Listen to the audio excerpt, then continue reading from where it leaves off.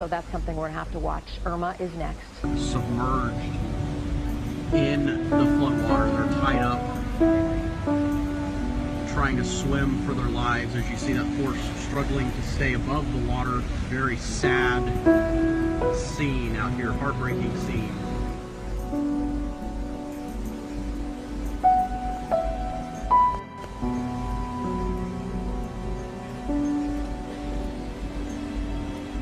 Easy? Yes, Montego.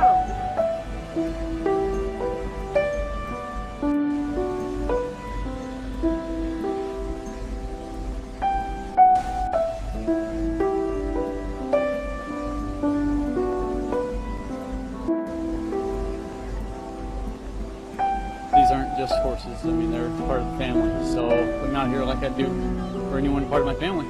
Got to go save them. Let's talk about it now. The 11 a.m. advisory here has it already with winds of 50 miles an hour, and it is expected to become a hurricane by Friday morning, a Category 1 hurricane. And then from there, there's a lot of speculation whether it goes farther north or farther south. Why? Well, the computer models. Each line you see here is a different rendering of the scenario that could play out. Some, as it gets towards the end of this forecast period, goes a little bit farther north, and some go a little farther south.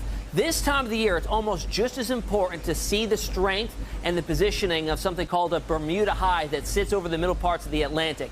If it was to be rather weak, that'll usually drive these systems to move west and then do that little loop out to sea, and we call it a fish storm at that point. If it's just a little bit stronger and positioned a little bit farther towards the west, it'll actually push it right towards the eastern seaboard.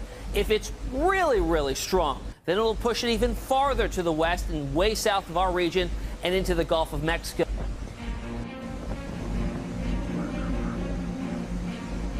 I'm Captain Nelson Willingham, and I'm working with the 347th OSS, specifically out here. I'm the flight commander for Group Weapons and Tactics, and we're working with our interagency partners out here to provide relief for the Houston area. So we're trying to figure out the best possible way to work with the interagency partners from the air perspective as well as the ground perspective, coordinating with them to figure out the best ways to go in and out of the objective areas to pick up anybody who may be at distress, and then take them to a good casualty collection point, and then move them to a better place. We've basically been running about 4 flights per day.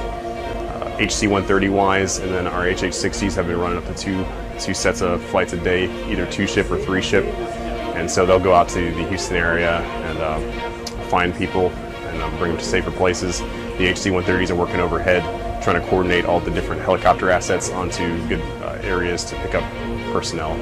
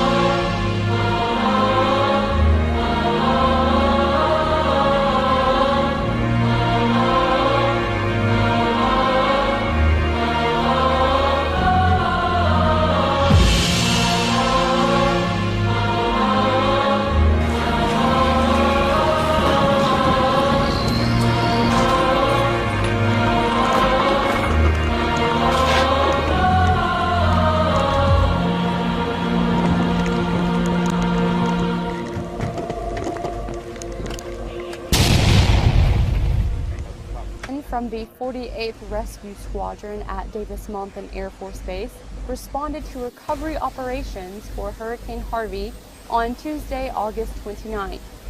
We're providing boat operations to recover personnel that are stranded due to the rising water in a few of the coastal cities. The mission is to identify and extract stranded Texas residents in order to provide treatment and escort them to medical response teams.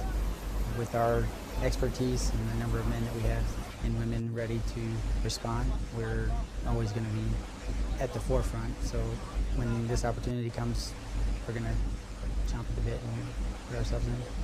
Airman First Class Christina Rios, Davis-Monthan Air Force Base, Arizona. There you go.